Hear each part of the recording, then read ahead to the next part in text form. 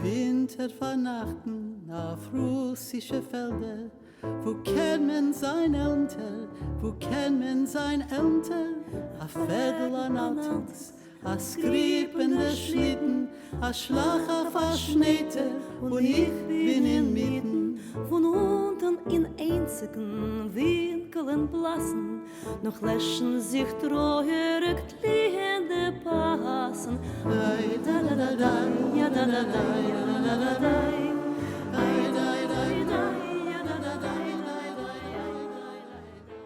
Hello, everyone. I'm Sammy Keats. Thanks for joining us here at Detour Books. We're a new online-only bookstore, providing a source for multicultural literature in English translation with a focus on Yiddish writers, as well as curated children's books, unexpected gift ideas, and Yup coffee, roasted right here in the Pioneer Valley of Massachusetts. This is our first forum discussion, and we want to focus your attention on the multimedia musical event 150 Voices with project organizers Polina Shepherd in Brighton, England, and Lorin Sklamberg in New York. To lead the discussion, we're pleased to have Yiddish scholar, translator, musicologist, and musician Zeke Levine, who's based in New York City. So let's get started. Zeke, will you introduce our guests? Thanks, Sammy. I'm so excited about the great things that are happening at Detour. I've been spending a lot of time with the books that I bought through the site, and I'm thrilled to be talking with Polina Shepherd and Lorin Sklamberg. I've really fallen in love with this new album, and so I'm looking forward to learning more about how it came to be. So I'd first like to introduce Polina Shepherd. Whilst living in Kazan, the capital of Tatarstan, Russia, and studying at the State Academy, Polina joined Russia's first klezmer band after Perestroika, Simcha. She is one of the first generation of musicians of the Yiddish revival scene in Eastern Europe. Acting as a program director, educator, and performer, she has been involved in festivals, conferences, and seminars globally. Now living in Britain, Polina leads 4 choirs and continues to tour internationally as a Yiddish and Russian singer. Her compositions, including music for theater, large and small scale choir pieces, and other vocal settings for Yiddish poems are performed by soloists and choirs all over the world. Lorin Sklamberg is the lead singer of the Grammy-winning Klezmatics, which he co-founded in 1986, a leading exponent of Yiddish song and traditional Jewish vocal techniques. His crystalline, expressive vocalizing never fails to have an emotional impact on all within its range, and that's something that I can personally attest to. He has also worked for the YIVO Institute for Jewish Research for almost 25 years, currently as its sound archivist. For 14 years, he was the coordinator of KlezCamp, the Yiddish folk arts program, and co-founded Living Traditions. Lorin can be heard on some 50 CDs and also composes and performs for film, dance, stage, and produces recordings. So thank you so much to both of you for being here. And my first question is kind of a general one. So if you could tell us about the origins of the project and maybe what those first meetings were like. Oh, shall I say something then? Yeah, go ahead. Because it was my idea, I guess I should start. Basically, I just wanted to bring several streams of my whatever I was doing in life together into one CD. So I teach choirs. I wanted to record choirs, but on their own, they were never really big enough or professional enough to have a recording. And Lorin and I have a couple of projects together we've been toured the world with. And I thought, well, why not combine all these things, and also the Jewish and the Russian side of what I do. They interlink quite nicely. So I thought that would be a nice thing to do. Plus, I love working with people. I love singing with Lorin. And we had a nice combination of events that just worked so that we were able to start recording here in Britain, because Lorin was coming to teach at a Jewish music seminar here in London, Klezfest, Yiddish Song School. So we thought, well, let's give it a go and then see what happens. And then I contacted our wonderful friends in Boston, and the choir, we can talk about that wonderful community choir. They were just so delighted to be invited and take part in it, that it just came together really nicely. Yeah, and so was this, you mentioned that it was, Lorin was in England, so you started recording with choirs in the UK, and then you came to Boston. So how important is this international music making experience, both for projects that you've worked on before and specifically for this project? Well, for one thing, I work, as you mentioned, at the YIVO Institute for Jewish Research, so that's a source of a lot of material. And in this summer school that I've been teaching at in London, part of it has a choral component. So I've gotten the opportunity to sort of dig through YIVO's collection of Yiddish choral music to try and find materials. And over the years, I've done a combination of that and write some arrangements of my own. And interestingly enough, the Yiddish choral tradition intersects with the Russian choral tradition a bit, both in terms of, I guess, style, but also in terms of repertoire. There's a lot of kind of borrowing from Russian music in the Yiddish culture, choral tradition. So that was very cool. Also, should we mention that Polina had the support of the government for this project? Should we mention? Which government is that? Right. No, what happened was that a friend of mine and a colleague here in Brighton had some funding to record originally non-British cultures existing in the UK right now, and that basically allowed us to have the recording done. So he brought his equipment. We hired a huge church here in Brighton, and my choirs arrived from London and gathered from around this area. So that was wonderful. I'm still waiting for the files to go on the British Library's archive. They're still not there, but we have them. Yeah, the thing is that when you're talking with with two people who have their fingers in so many different pies in so many different places, a lot of times the discussion isn't going to go exactly where you plan. So, so I'm just saying. So anyways, the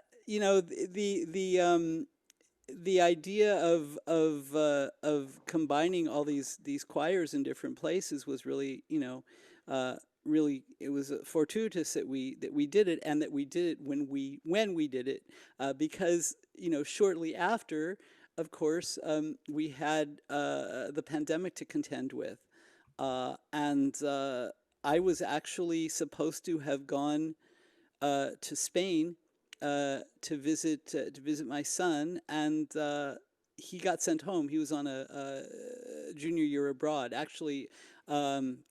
He goes to Boston University, so he got sent home. We didn't go there, and Polina and I decided to try, to finish this project virtually, which wasn't I don't think was our original intention, but that's how it ended up.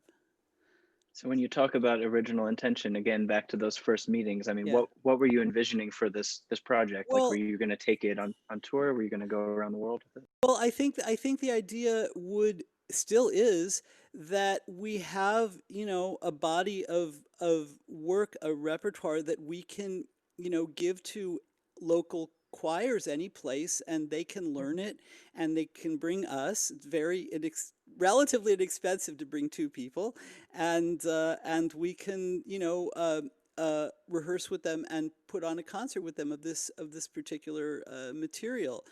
So the thing that the pandemic did was that I think that when we were making the CD, I thought we were probably thinking, well, here we are with these choirs, and the important thing is when you have 60 or 80 people that are singing with you, that's the most important part to get done, and then you can always sort of do your stuff or fix your stuff later.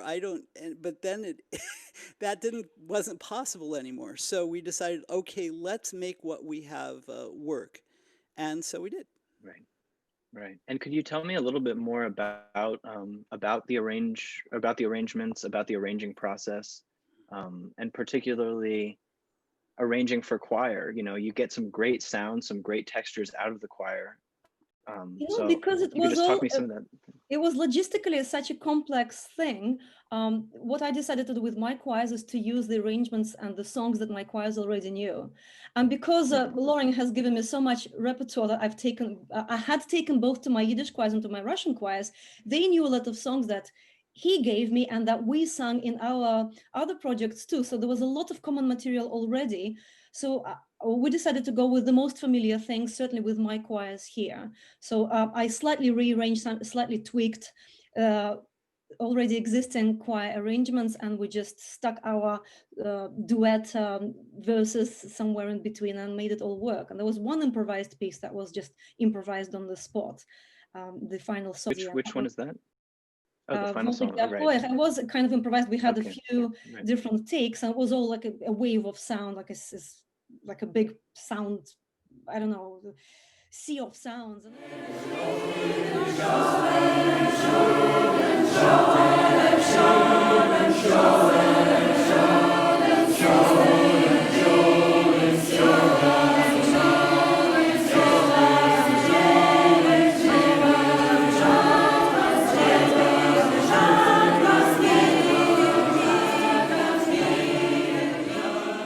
But with the Boston Choir, Lorin, maybe you can talk about that. Yeah, so the Boston Choir has a relatively new director whom I had met because he had done the Zoomer program, the intensive Yiddish course at YIVO where I work, and he really has sort of re-energized the choir, and we I think we did 4 pieces with them, and 3 of them he sort of arranged. He arranged to their strengths, and then I think he did the 4th arrangement. He did himself, but it was around material that we gave him. You know, and you know, and they were just great. You have to understand that both of these projects were basically recorded in 2 days. Or 3 days, okay. With the choir, each massed choir in the case of the UK, and in the case of the Boston Choir, each of those groups was done in 1 day, which is like Boston was amazing. 85 people. We wouldn't do it now. 83 people squeezed in one room really tightly for something like 6 hours, and that was quite an experience. Just the experience itself was quite fun. Yeah, but you do sort of draw on a different kind of energy source when you're doing that, and also, you know, when you're working with that many people who all are of the same mind, you feed off of each other's energy, which is really great. I mean, in a way, it's like when you perform, you know, it's like having a perfect audience, except they're also part of the performance. Yeah, so that was really pretty great. And I was seeing that one track on the album Und du Ackerst is either composed or arranged or both by Jacob Schaefer, who was this legendary choral director of the Jewish folk choruses. And so I'm wondering if you see this project in that lineage at all, the Jewish folk choruses. Oh, sure. You know, he has a lot of these folio, they're a particular look. If you've ever done any choral singing, this kind of format of choral music, and there's a lot of his material at the YIVO.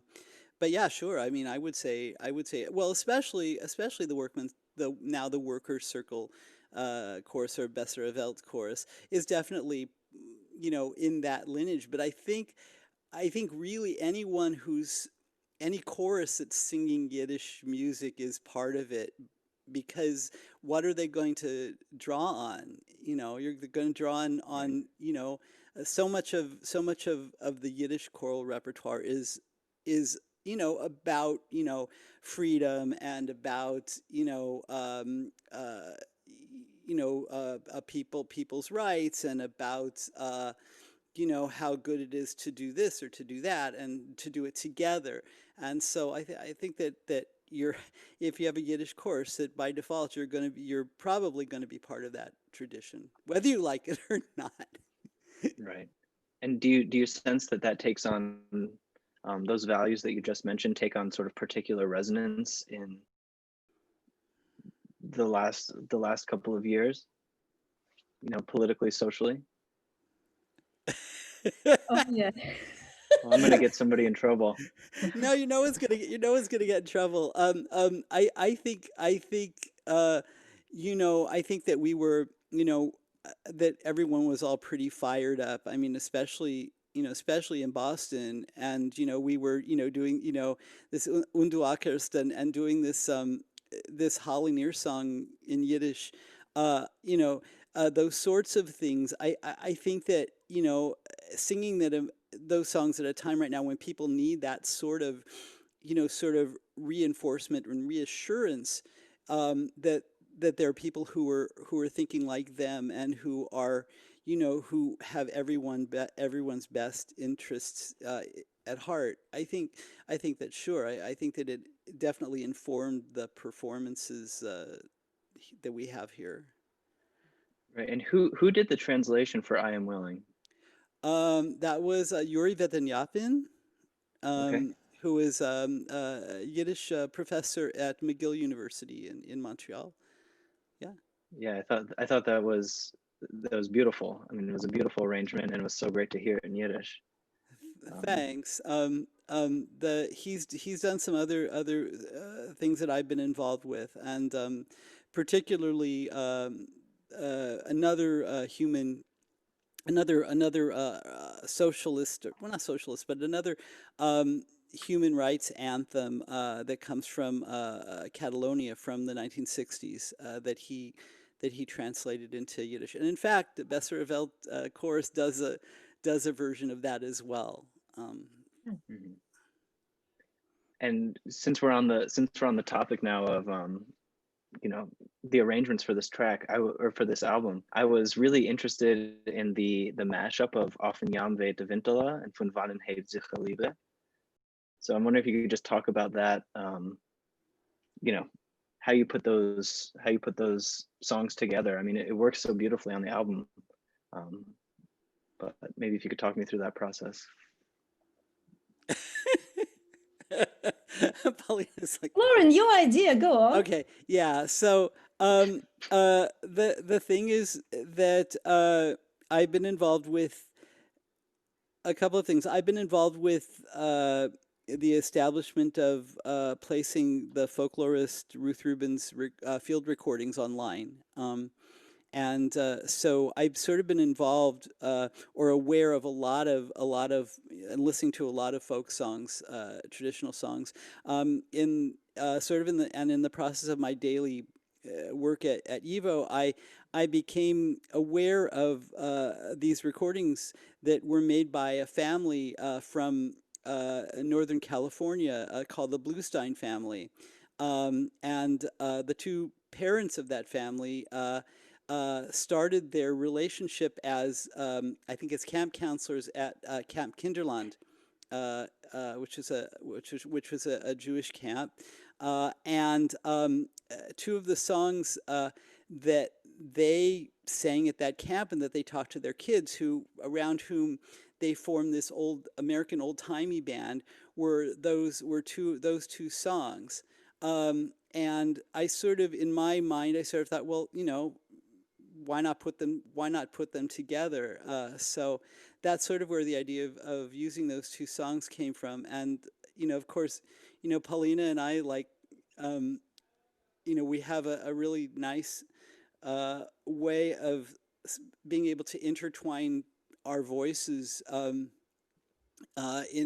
a way that I don't do with other people. So that's very gratifying and nice to be able to do. And so that's where we got those songs. Yeah. Okay. And am I remembering correctly that Gris Ba Gris is also of Jewish summer camp lineage? Yeah. Gris Va Gris comes from Camp Boiberik. Camp Boiberik was a summer camp that was founded by Leibish Lehrer, who was a Yiddish Renaissance man, and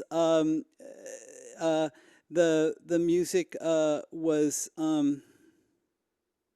I remember who the music is by. The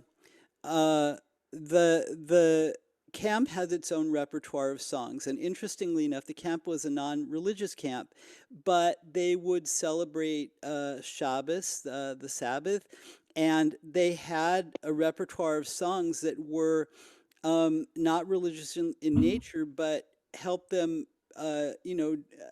do different things that they would do. Like everyone at the camp would dress in white, and they would all, gather together, and they would sing this particular song. And it's sort of a secular version of Shalom Aleichem, which is a song that traditional Jews sing to greet the Sabbath. So when I first heard this song at a memorial for Chana Mlotek, who used to be the music archivist at YIVO and is a well-known researcher and collector of Yiddish songs, and also published many books of collections of Yiddish folk songs that have become standard reference works for people wanting to learn songs. That song wasn't in there, but I heard them sing this song at this event, and I asked afterwards, said, what's that beautiful song? And so I figured it out, and I started singing it with Polina, and it seemed like a natural for a choral treatment. Yeah. And Polina, the Russian translations of Yiddish songs, are those yours, or had you found some of those? Russian? I don't think there are any Russian translations none? of songs. I think there are just purely Russian songs, and there is definitely one song that is both a Yiddish song and a Russian song, but it's a translation from Russian to Yiddish, Allein and Weg. Okay. All right. But there are Russian folk songs and folklore Russian songs that do have authors, but they sound like or considered to be folklore, but even by Russians. Got it. So these are actually Russian songs that people still sing in Russia. Into Yiddish. Okay. And so have you gotten responses like from the choirs who have heard the recordings? I mean, I have to imagine that they're pretty pleased with.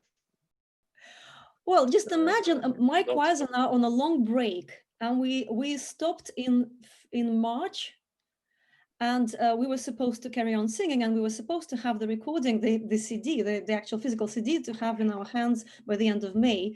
So we don't have any rehearsals, and after several months of not singing, they're receiving that CD. That was in the beginning of July, I believe, so slightly delayed by the pandemics. But that was I had like my mailbox just got overloaded with people's responses, and that's 4 different choirs coming together. Some of them know each other, some of them don't, and it felt like a huge sense of unity and community and being together and being able to feel that, to be connected despite everything happening around us. It's amazing. I'm still getting these things. We're still, sometimes we play a recording and sing with it with my choir, Zoom meetings and stuff. Mm-hmm. So I think it would be fantastic to have more videos with songs from that CD. Yeah, we've done one with the Boston choir. They're very industrious, and so we did one for them with them, like a music, sort of a music video, and we have a second one in the works.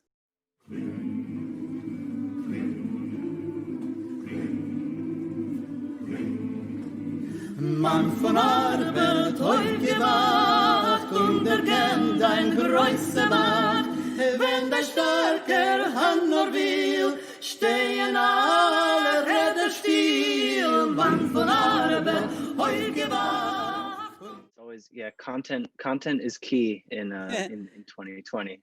So as much as you can put out. I mean, I'd rather be singing live with them. Part of the plan was that we were going to have a release party with the Boston chorus. Well, I was also planning 2 concerts here with my choirs here, one in London and one in Brighton. We also planned we had an invitation from Kiev to go and do the workshop on the performance with the Kiev choir. This is the project, like more than just the recording, the project of taking this to other communities, to other choirs. And we were talking to Dresden, and they wanted to do a 2-weekend event, one in Prague and one in Dresden, and that didn't happen. I really hope that this will still happen after the pandemic. Right. And so, one last question that I have for you both is, I know that you've worked together many times, and you've mentioned some of those projects here. Is this album different from some of those other projects, or does this feel like a continuation of the work that you've done together?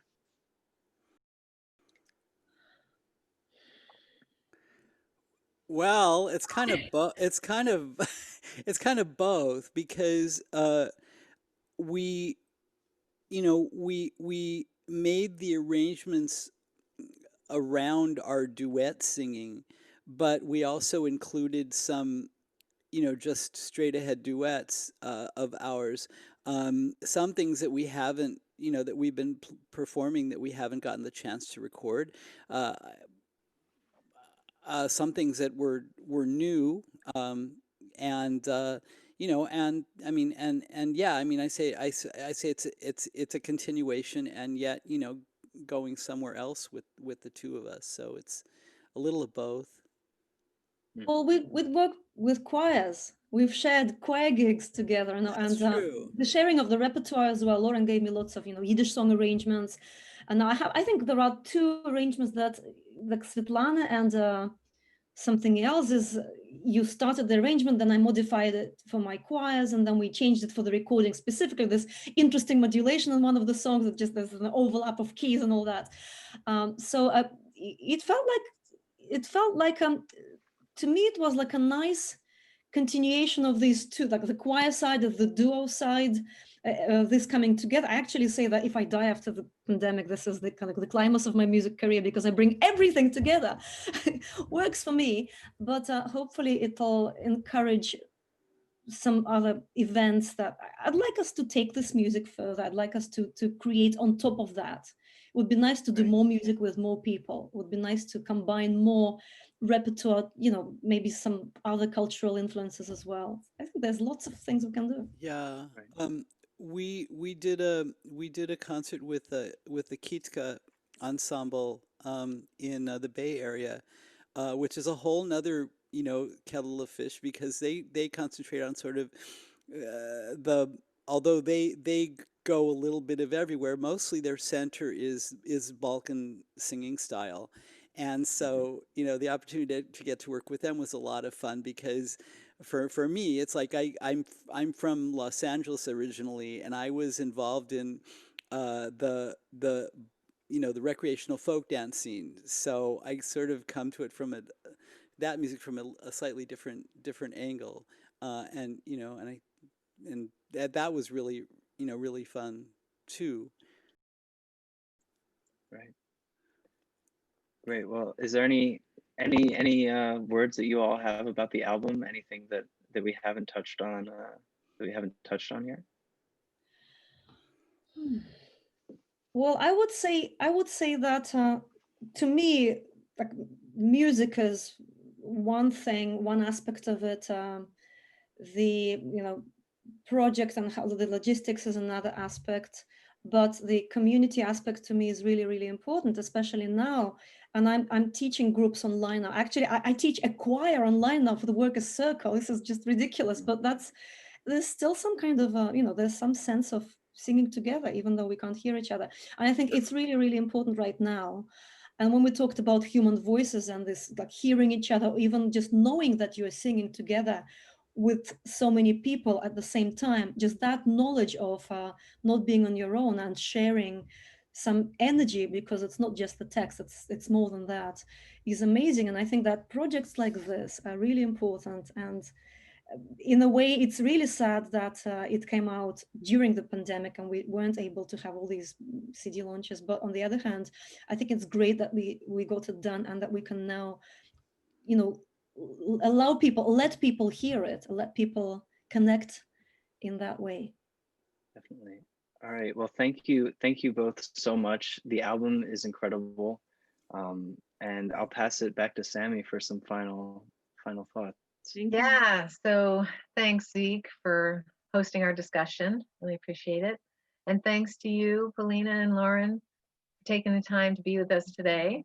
And thanks to everybody out there in Cyber Zoom space for joining us. So please come by Detour Books, where you'll find the CD for 150 Voices on sale now. many new Yiddish translations and inspiring gifts for the upcoming holidays. So thanks again to all and see you next time. Verborgene Wehen von Säumen, wo's warten und warten auf Sehen. Ai, da, da, da, da, da, da, da, da, da, da, da, da. Ai, da, da, da, da, da, da, da, da,